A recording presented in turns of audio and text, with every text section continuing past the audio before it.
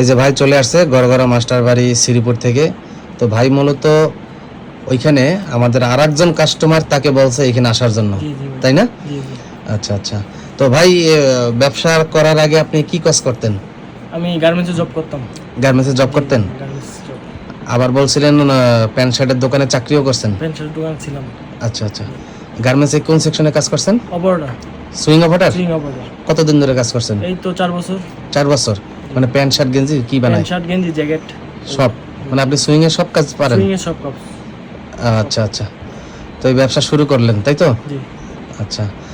ঠিকানা কোথায় আপনার? ঠিকানা আমার গাজীপুর শ্রীপুর, গড়গড়া মাস্টার বাড়ি। গড়গড়া মাস্টার বাড়ি। আচ্ছা। তো কি কি আইটেম বিক্রি করার প্ল্যান করছেন? আমার তো আইটেম লাগি শার্ট আর বর্তমান শার্ট আর লাগি টি-শার্ট গেঞ্জি এগুলো। শার্ট এবং গেঞ্জি এই দুইটা আইটেম বিক্রি করবেন। কখন কখন বিক্রি করবেন? চাকরি ফাঁকে নাকি ফুল? ফাঁকে ফাঁকে আর কি, মনে করে আমার রাতে কিংবা শুক্রবার এরকম আর কি আমার টাইম বিক্রি করা হবে। যেমন রাত 7টার পর কিংবা শুক্রবার সারাদিন এরকম। আচ্ছা আচ্ছা। তো আপনি তো গার্মেন্টসে চাকরি করছেন, কোয়ালিটি সম্পর্কে ভালো জানেন এবং খুচরা প্যান্ট শার্টের দোকানেও চাকরি করছেন, সবকিছু বোঝেন। তো আমাদের যে শার্টের কালেকশন যেগুলো দেখলেন, আপনার কোয়ালিটি এবং প্রাইস কেমন মনে হয়েছে? ভাই আপনার কোয়ালিটি এবং প্রাইস অনেক ভালো এবং কথাবার্তা সবকিছু অনেক ভালো ভাই, আপনারা অনেক খুশি, এটাই আপনার কথা। আলহামদুলিল্লাহ। বিক্রি করে তো লাভবান হওয়া সম্ভব। জি ভাই, দোয়া করেন, আপনার দোয়া। হ্যাঁ ইনশাআল্লাহ। তো ফলোয়ারের কাছে দোয়া চান যে জি ভাইয়ের কাছে আসবেন এবং ভাইয়ের কাছ থেকে অনেক পরামর্শ নেবেন এবং ভাই অনেক কোয়ালিটি সম্পর্কে অনেক ভালো বুঝে, আমাকে অনেক ভালো বুঝাইছে। আপনারাও আসবেন আর ভাইয়ের পেজটা সবাই ফলো করে দেবেন। আপনার জন্য দোয়া চান আর আমার জন্য দোয়া করবেন, ছোট উদ্যোগটা যেন আলহামদুলিল্লাহ অনেক বড় হতে পারি। আচ্ছা। দেশের বাড়ি ওইখানেই? না, দেশের বাড়ি আমার ময়মনসিংহ। দেশের বাড়ি ময়মনসিংহ সমগঞ্জ। আচ্ছা। তো ইনশাআল্লাহ নিয়ত করবেন, সবসময় বড় নিয়ত করবেন। জি জি। মনে করবেন যে আপনার নিয়ত থাকবে বড় একটা শোরুম দেওয়ার। জি, আমার এরকমই আশা, আল্লাহ তাআলা যদি আশা পূরণ করে। চাকরি করছেন, এক অভিজ্ঞতা অর্জন করছেন, এখন গাড়িতে প্যান্ট শার্ট আপনার ওই শার্ট গেঞ্জি বিক্রি করবেন। এটা অভিজ্ঞতা ভালো হইলে, পুঁজিটা ভালো হইলে একটা শোরুম দিয়ে ফেলবেন। জি ভাই, এটাই আমার মনে মানে ব্যবসা কখনো ছাড়বেন না। না, আমার আশা একটাই। ধরেন আপনি চাকরি করছেন, শুরুতে তো অপারেটর হইতে পারেন নাই? না, শুরুতে আমি প্রায় 2.5 মাস ছিলাম হেল্পার। 2.5 মাস হেল্পার ছিলেন? আচ্ছা। তারপরে কাজ শেখার পরে আপনি অপারেটর হয়েছেন। আর অপারেটর হওয়ার সাথে সাথে কিন্তু এখন যেই বেতন পান তখন কিন্তু সেই বেতন পান নাই। সেই বেতন পাই। তখন বেতন ছিল কত? তখন বেতন ছিল 8,400 টাকা। 8,400 টাকা। ওভারটাইম নিয়ে 12,000 টাকা, 10,000 টাকা পড়তো। আলহামদুলিল্লাহ আমার এখন বর্তমানে 25-26,000 টাকা ওঠে। জি জি, 25-26,000। তাহলে এই যে এত বেতন পাইতেছেন এখন বর্তমানে, এটা কিন্তু আপনার 4-5 বছরের পরিশ্রম, তাই না? জি জি, এটা পরিশ্রম। আরো বয়স যত বাড়বে তত অভিজ্ঞতা বাড়বে। ঠিক আছে। তো এরকম ব্যবসা এরকম, মানে মুরব্বীদের কথা আছে যে ব্যবসার গোমর বুঝতে 1 যুগ, মানে 12 বছর সময় লাগে। 12 বছর সময় লাগে। সত্য না? জি জি। এই কারণে ব্যবসায় লাভ লস দুইটাই আছে। আবেগ নিয়ে হুট করে অনেকে শুরু করে, আবার হুট করে অনেকে ছাইরা দেয়। এই কারণে শুরু করতে হবে হুট করে, কিন্তু ছাড়া যাবে না।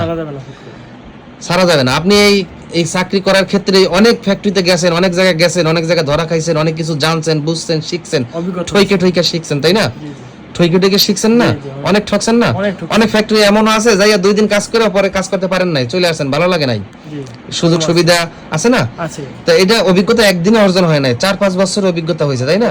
এরকম ব্যবসা এরকম, কিনবেন, বেচবেন, ঠকবেন, শিখবেন, লস হবে, সামনে আগাবেন। মানে ওই মুরব্বিদের আরেকটা কথা আছে যে শিখছো কোথায়, ঠেকছি যেথায়। তার মানে যেখান থেকে আপনি ঠকবেন, যেখান থেকে আপনি লস খাবেন, সেখান থেকে আপনি শিক্ষা অর্জন করে সামনে আগানোর চেষ্টা করবেন, কখনোই ছাড়া যাবে না। আপনি মনে করবেন যে আমি এইটা দিয়ে আমি 5 বছর আমি একদম দেখবো, যা হয় হোক, ঠিক আছে।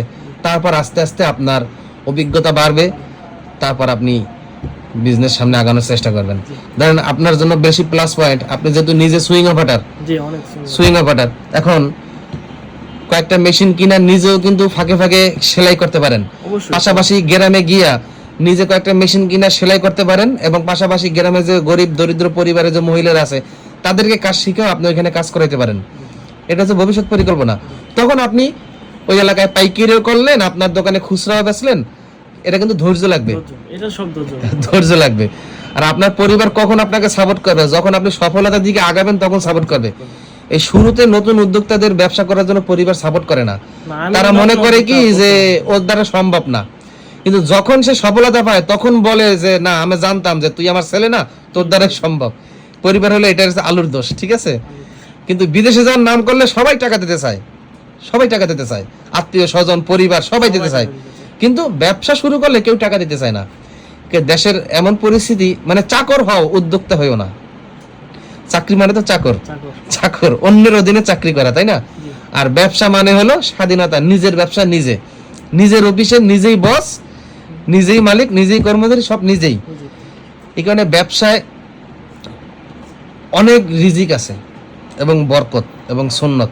সাহাবীরা সবাই ব্যবসা করছে, সবাই ব্যবসা করছে। এই কারণে এই সুন্নত বরকত সবসময় সততা নিয়ে চেষ্টা করবেন। কাপড় যেই কাপড় আছে কাস্টমারকে হুবহু ওই কাপড়ই বলতে হবে। অনেক ব্যবসায়ীরা আছে দোকানে, আপনি যখন চাকরি করছেন দেখছেন না, বিদেশি বায়ারের যে প্যান্ট শার্ট গেঞ্জিগুলা লেবেল লাগানো, ওগুলো বাংলাদেশে তৈরি হয়েছে লোকাল ভাবে, এক্সপোর্ট না, ফ্রেশ অর্ডার, কিন্তু বলে অরিজিনাল এক্সপোর্ট, তাই না? এরকম দেখছেন না, অ্যাভেলেবেল সবাই করতেছে, কিন্তু ব্যবসা হচ্ছে হালাল। এই মিথ্যা কথা বলার কারণে ব্যবসাটা হারাম হয়ে যাবে। আর ব্যবসায়ীরা নবীজির সঙ্গে কি হবে? জান্নাতে যাবে।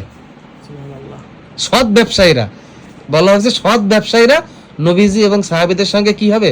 জান্নাতে যাবে, সৎ ব্যবসায়ীরা। এই কারণে সৎ ব্যবসায়ী হইতে হবে জান্নাতে যাওয়ার জন্য। এটাই কিন্তু পারফেক্ট একটা সুযোগ, সৎ ব্যবসায়ী হতে হবে। তো আপনার জন্য দোয়া রইলো, আশা করি অনেক দূরে আগাইতে পারবেন, সৎভাবে সামনে আগানোর চেষ্টা করবেন। আর সবাই ভাইয়ের জন্য দোয়া করবেন। ভাই আমার অনেক পরিকল্পনা দিছে, সবাই ভাইয়ের জন্য দোয়া করবেন আর ভাইয়ের পেজটা একটু ফলো করবেন। আসসালামু আলাইকুম। আসসালামু আলাইকুম।